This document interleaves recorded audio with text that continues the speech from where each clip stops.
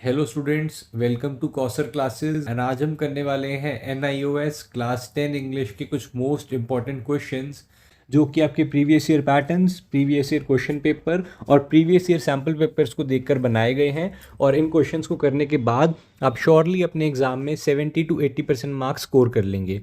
तो question start करने से पहले हम आपका सैम्पल पेपर देख लेते हैं जो कि आपको प्रोवाइड किया गया है। इस सैम्पल पेपर जैसे क्वेश्चन आपके एग्जाम में आते हैं और सेम पैटर्न फॉलो होता है। सबसे पहले हम देखते हैं पार्ट ए यानी कि सेक्शन ए, वो है रीडिंग। रीडिंग में आपको एक बड़ा सा पैसेज दिया होगा। इस पैसेज को आपको अच्छे से इवनली रीड करना है और पूरा रीड करना है। एक एक वर्ड के बारे में भी क्वेश्चन पूछ लेते हैं कभी कभार। इस पैसेज को रीड करने के बाद आपको मिलेंगे 5 या 6 क्वेश्चंस जो कि वन वर्ड हो सकते हैं, फिलअप्स हो सकते हैं, वन लाइनर्स भी हो सकते हैं और ट्रू फॉल्स भी हो सकते हैं। तो सबसे पहले हमें जैसे ट्रू फॉल्स वाले क्वेश्चंस दिए गए हैं, उसके बाद हमें वन वर्ड वाले दिए हैं और उसके बाद हमें एक करेक्ट वर्ड उठाना है यानी कि ऑपोजिट ऑफ यंग। इसमें क्वेश्चन है ऑपोजिट ऑफ यंग, हमें यंग का ऑपोजिट बताना है और 4 ऑप्शंस दिए हुए हैं, तो इसका आंसर है ओल्ड। तो ऐसे करके आपको ईजी क्वेश्चन भी मिल सकते हैं। नेक्स्ट आता है आपका सेक्शन बी, वो है writing section.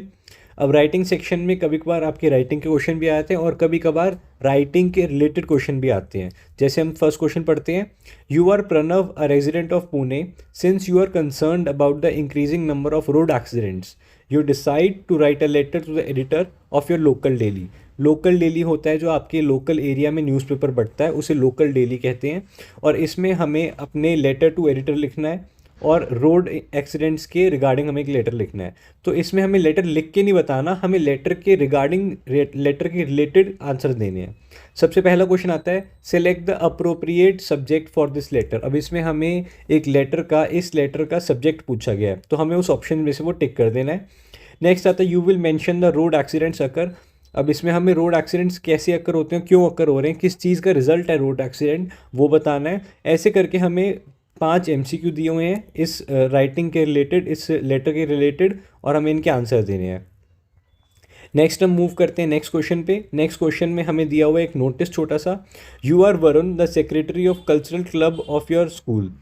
Draft a notice for your school notice board about a charity programme organise by the club in aid of cancer patients. तो इसमें आपका स्कूल एक कैंसर पेशेंट्स के लिए क्लब ऑर्गेनाइज करवा रहा है, एक एड ऑर्गेनाइज करवा रहा है, जिसके लिए आपको नोटिस बोर्ड पे एक नोटिस ड्राफ्ट करना है। तो इसमें भी हमें नोटिस नहीं लिख के दिखाना बल्कि नोटिस के रिलेटेड क्वेश्चन बताने हैं, जैसे कि subject of the notice will be placed.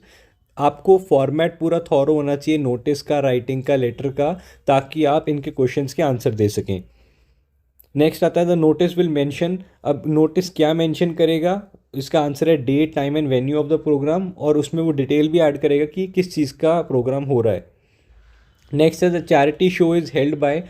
अब इसमें आंसर आपको बताना है कि वो चैरिटी शो जो है, वो चैरिटी एड जो है, वो कौन है हेल्ड कर रहा है, यानी कि वो कौन ऑर्गेनाइज कर रहा है, तो आपको वो भी बताना है। उसके बाद the charity show is held in aid of. अब आपको बताना है कि वो किसके लिए एड हो रहा है, किसके लिए वो चैरिटी हो रही है, तो वो हो रही है कैंसर पेशेंट्स के लिए। ऐसे आपको MCQs पूछे जाएंगे, आपको इनका भी आंसर देना है और पैसेज आपको या फिर जो आपको कंटेक्स्ट दिया हुआ है वो आपको थॉरली रीड करना है और फॉर्मेट्स आपको थॉरो करके जाने हैं। नेक्स्ट को आता है question number 6। All questions given below are based on the given text. Read the text carefully and answer the question. अब इसमें आपको एक टेक्स्ट दिया हुआ है और इसके रिलेटेड आपको, इसके रिगार्डिंग आपको आंसर्स देने हैं। Grow more trees to reduce pollution. Write an article on the topic given for your school magazine. अब हमें इसमें एक स्कूल मैगजीन के लिए टॉपिक दिया हुआ है और उसके लिए हमें एक आर्टिकल लिखना है। तो इसमें भी हमें आर्टिकल लिखना नहीं है बल्कि आर्टिकल के रिगार्डिंग रिलेटेड क्वेश्चन के आंसर देने हैं। जिसमें सबसे पहला क्वेश्चन है, you can start your article by saying that one of the main reasons why mankind came into existence is because. तो इसका आंसर है trees and plant. Next question में मूव करते हैं, trees make the earth a better place to live in because. अब इसमें हमें 4 options दिए हुए हैं और इसका आंसर हमें सही बताना है, जो कि हमें पैसेज पढ़ के या फिर कंटेक्स्ट पढ़ के समझ आ रहा है या फिर ये फ्रेज पढ़ के समझ आ रहा है।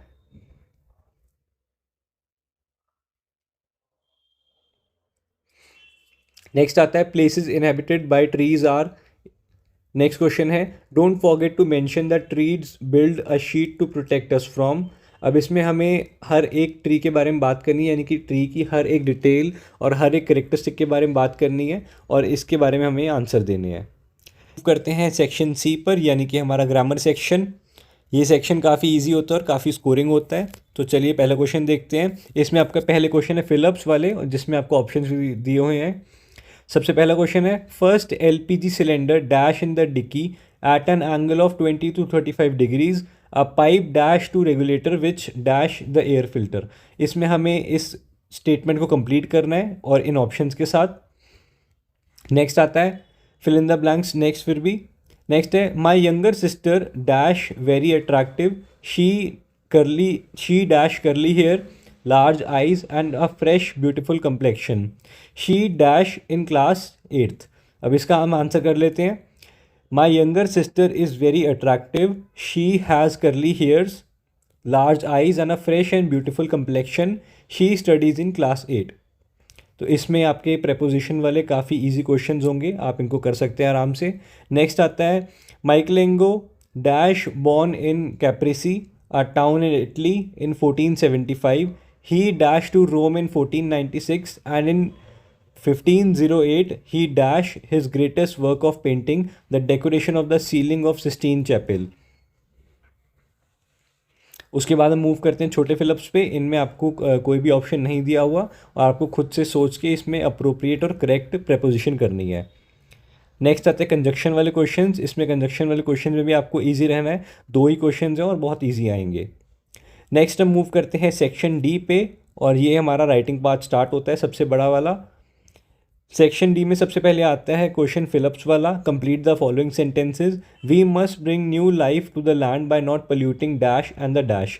अब ये जो आपको क्वेश्चन पूछे गए हैं, ये आपको नीचे हमें प्रोज बता रखा है, अ प्रेयर ऑफ हीलिंग। तो a prayer of healing prose से हमें क्वेश्चन पूछे गए हैं। नेक्स्ट है ट्रू फॉल्स, और ट्रू फॉल्स आए हैं हमारे माई ओनली क्राई से।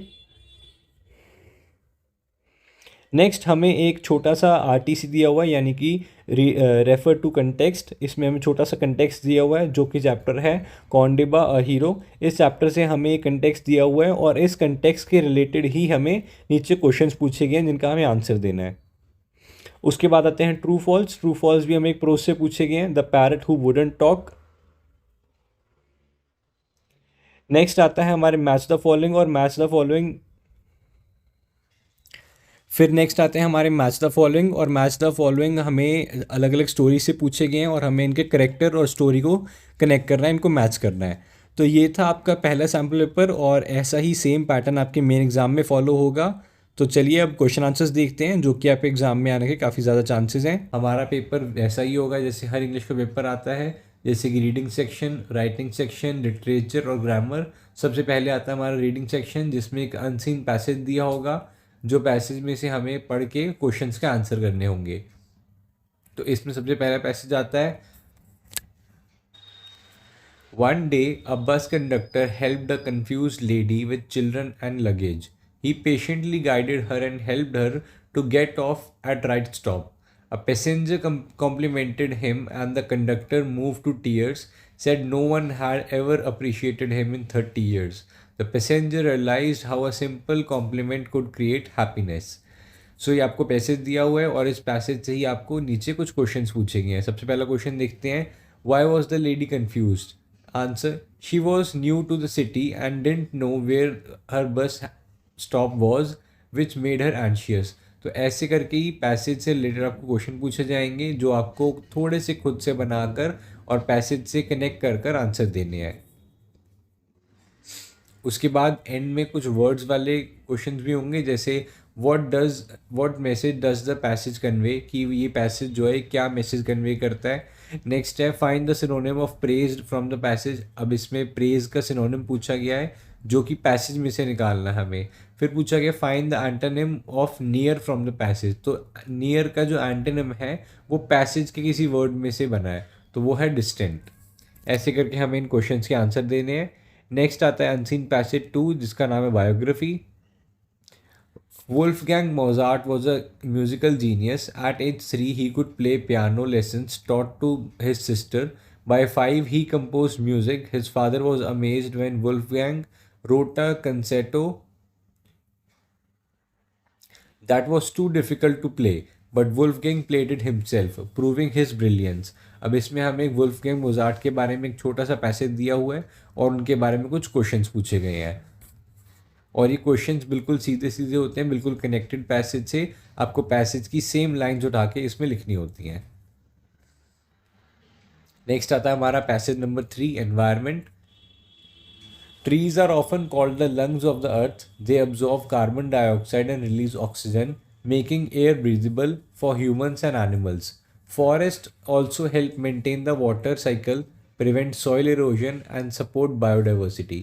However, deforestation is increasing due to urban expansion, agriculture, and logging. When forests are cut down, the balance of nature is disturbed. Climate change, rising temperature, and loss of wildlife are some of the consequences.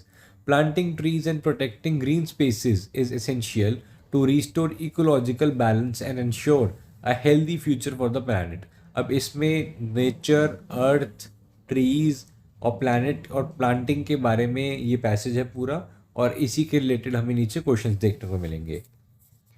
पहला question पढ़ते हैं, why are trees called lungs of the earth. बिल्कुल same question, same answer इसका हमें passage से उठाना है और इसमें लिख देना है। एंड लास्ट में आप फिर देखोगे इसमें सिनोनिम और एंटोनिम वाले क्वेश्चंस हैं, तो आपको वर्ड्स पे भी ध्यान देना, आपकी वोकैबुलरी भी अच्छी होनी चाहिए।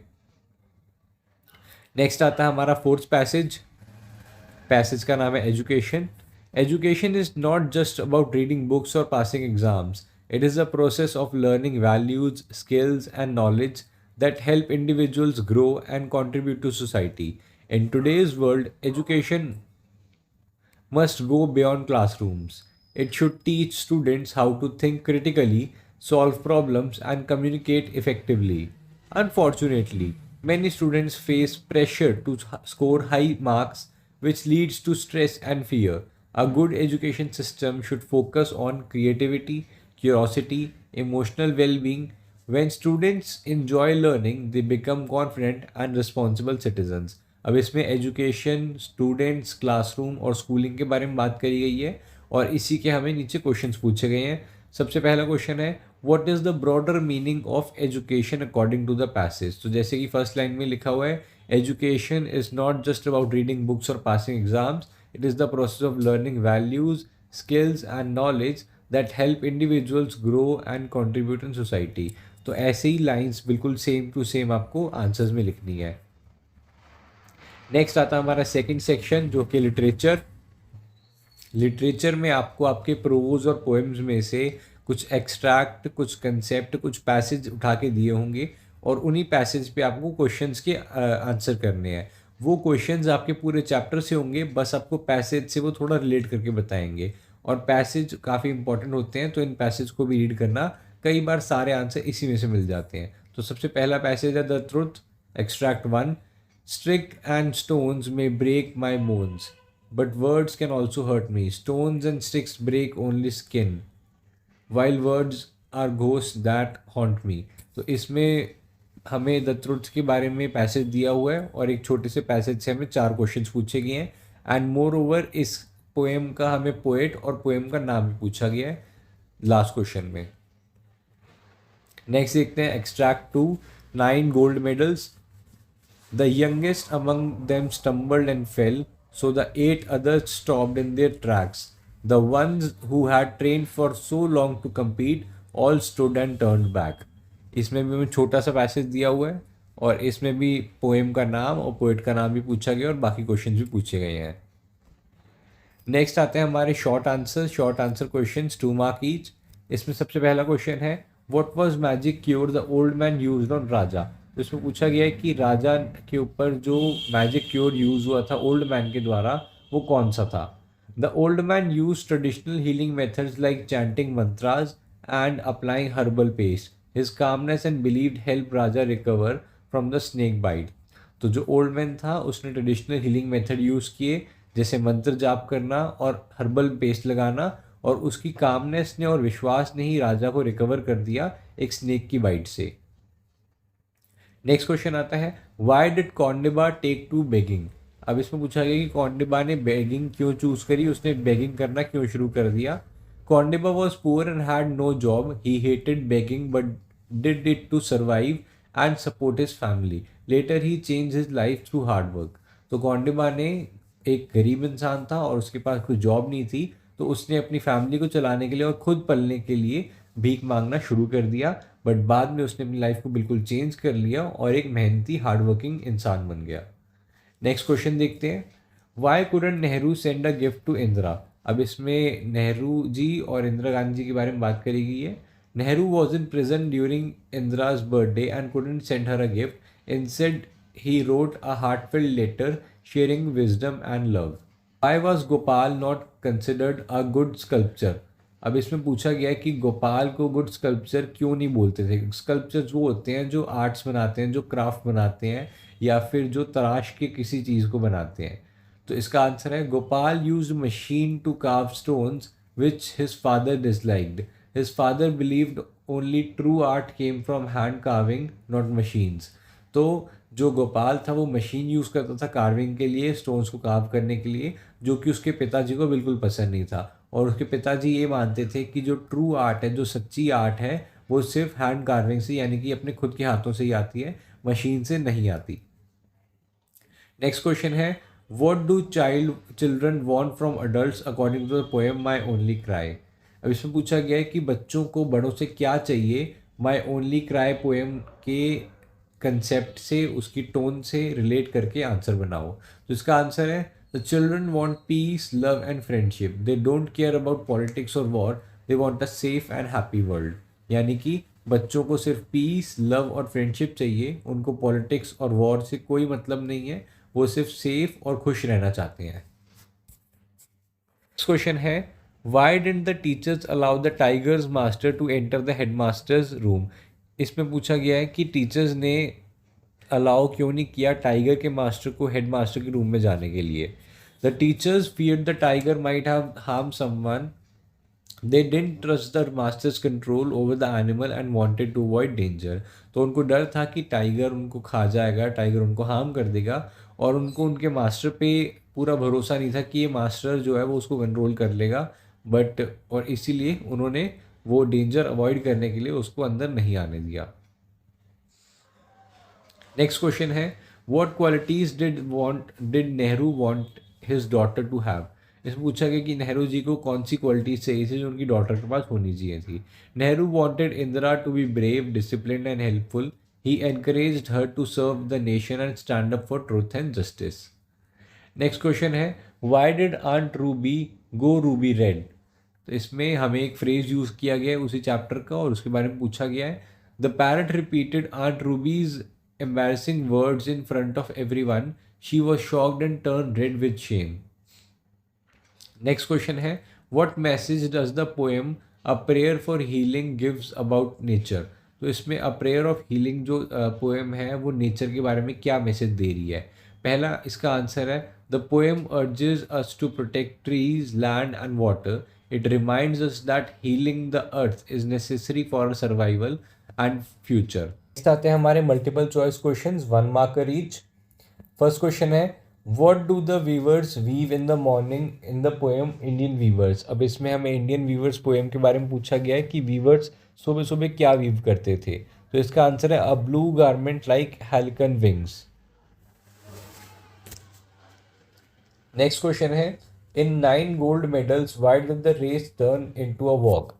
तो इसमें पूछा गया कि वाइल्ड गोल्ड मेडल जो चैप्टर है, जो पोएम है, उसके जो रेस थी वो एकदम से रेस से वॉक में क्यों टर्न हो गई थी। तो उसका आंसर है, द यंगेस्ट एथलीट फेल।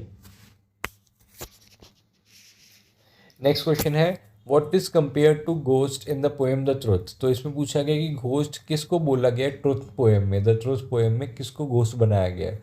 तो वो है वर्ड्स। नेक्स्ट क्वेश्चन है, why didn't Jijabai believe the letter in return of the lion.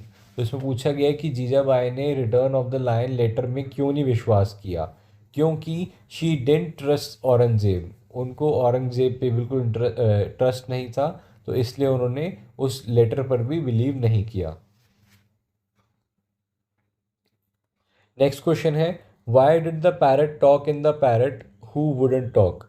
ये चैप्टर का नाम है the parrot who wouldn't talk, और इसके बारे में क्वेश्चन पूछा गया है, why did the parrot talk, मतलब वो पैरट क्यों नहीं बात कर पाता था। तो इसका आंसर है, it was scared of aunt Ruby. वो आंट रूबी से स्केयर्ड था, उनसे डरा हुआ था और सहमा रहता था, इसलिए वो बोल नहीं पाता था और कुछ भी नहीं बोलता था। अब नेक्स्ट स्टूडेंट्स आता है हमारा मोस्ट इम्पॉर्टेंट सेक्शन जो है राइटिंग सेक्शन। इसमें हमारे फॉर्मेट्स सबसे ज़्यादा इंपॉर्टेंट होते हैं और वर्डिंग हमारी बहुत ज़्यादा इंपॉर्टेंट होती है। हमें वर्ड लिमिट में रहकर ही लिखना होता है, उससे ज़्यादा नहीं लिखना होता। सबसे पहले आपका लेटर राइटिंग 7 मार्क्स का। Write a letter to editor of a local newspaper expressing concern about noise pollution due to loud speakers. तो इसमें सबसे पहले आपको फॉर्मेट लिखना है, यानी कि सेंडर्स फॉर्मेट, उसके बाद टू द एडिटर यानी कि रेजिग्नेशन, फिर सब्जेक्ट और फिर सैल्यूटेशन की रिस्पेक्टेड सर, रिस्पेक्टेड मैम, और आगे आपको जो अपनी मेन बात लिखनी है वो लिख के योर सिंसियरली और अपना नाम। नेक्स्ट क्वेश्चन हमारा आता है नोटिस राइटिंग पे। नोटिस राइटिंग भी 4 मार्क्स का है। इसमें draft a notice about clarity programme organised in the aid of cancer patients. तो एक कैंसर पेशेंट्स के लिए क्लैरिटी प्रोग्राम हो रहा है जो कि ऑर्गेनाइज हो रहा है, तो उसके लिए हमें एक नोटिस लिखना है। तो इसमें फॉर्मेट बहुत ज़्यादा इंपॉर्टेंट है। पहले आपका सेंडर्स नेम आएगा, उसके बाद नोटिस हेडिंग में कैपिटल में नोटिस, देन डेट, देन आपका जो सब्जेक्ट है वो बॉडी, बॉडी के साथ आपकी डेट जो फाइनल डेट है, टाइम, वेन्यू और कौन कौन अलाउड है, कैसे अलाउड है, वो सारा लिख के अपना नोटिस कंप्लीट कर सकते हो और फाइनल कर सकते हो। नेक्स्ट आती है मैसेज राइटिंग। मैसेज राइटिंग भी 4 मार्क्स की है। इसमें सबसे पहला क्वेश्चन है एक्सपेक्टेड क्वेश्चन, बहुत ज़्यादा इंपॉर्टेंट है। You are Sunil, your mother call to inform that both parents will be late due to office work. She asked you to inform your sister Sonu to finish homework and not fight. Write a message for Sonu. तो इसमें हमें एक situation दी गई है और उस situation के हिसाब से हमें एक मैसेज लिखना है। तो इसमें आंसर फॉर्मेट लिखेंगे हम डेट, टाइम और मैसेज के बाद आपको सीधा सिग्नेचर डालना है अपना, यानी कि मैसेज लिखा, Sonu mom call to say that she and dad will be late today due to office work.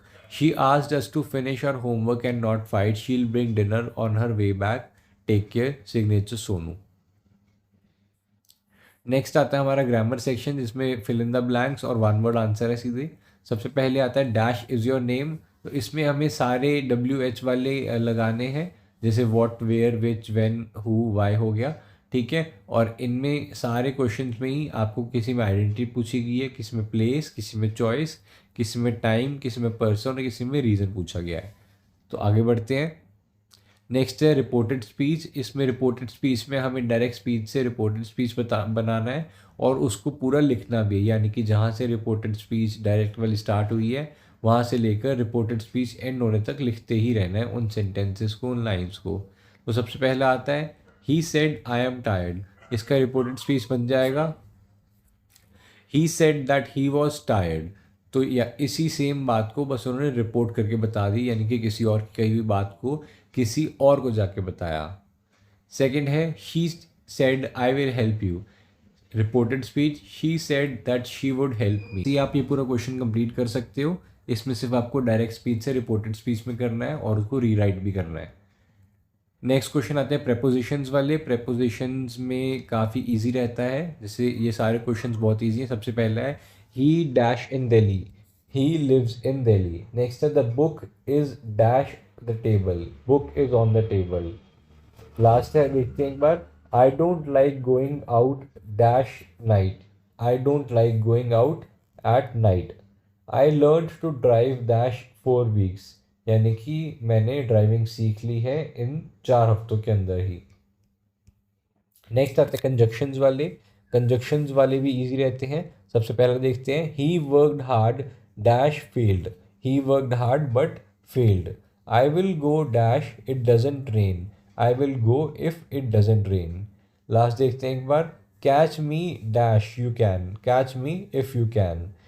You must switch off all the lights dash you retire, you must switch off all the lights before you retire। Next question है passive voice वाला। इसमें active voice से हमें passive voice में करना है और ये भी हमें रीराइट करने हैं सारे। जैसे कि they warned him, और इसका पैसिव बन जाएगा he was warned by them। Second है she wrote a letter, passive बन जाएगा a letter was written by her। तो ऐसे करके आपको पैसिव वॉइस में चेंज करना है एक्टिव वॉइस वाले सेंटेंसेस को।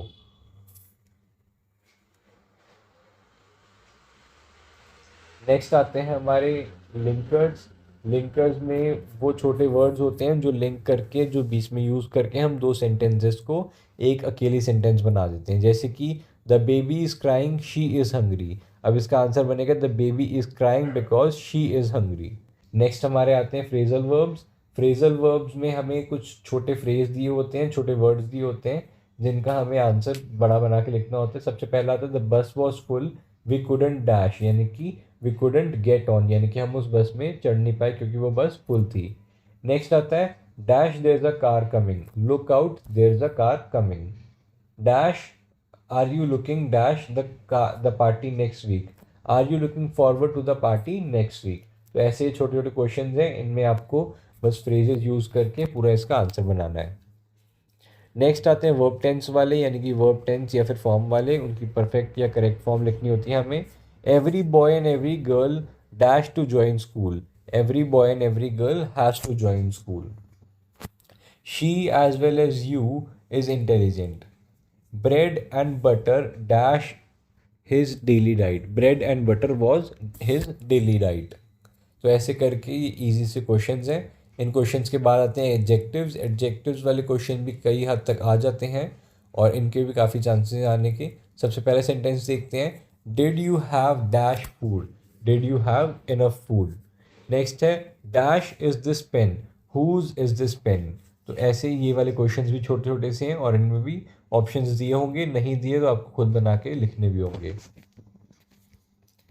तो ये स्टूडेंट्स ये थे हमारे इंग्लिश के मोस्ट इंपॉर्टेंट क्वेश्चंस को प्रैक्टिस करना है और इन्हीं क्वेश्चंस को प्रैक्टिस करना है ताकि आप अच्छे मार्क्स स्कोर करके अपने एग्ज़ाम को निकाल सकें। तब तक मिलते हैं नेक्स्ट वीडियो में। कौशल क्लास चैनल को सब्सक्राइब कर लेना एंड बेल आइकन दबाना मत भूलना ताकि आप ऐसे अपडेट्स और ऐसे वीडियोज़ को मिस ना कर सको। मिलते हैं नेक्स्ट वीडियो में। All the best, bye bye.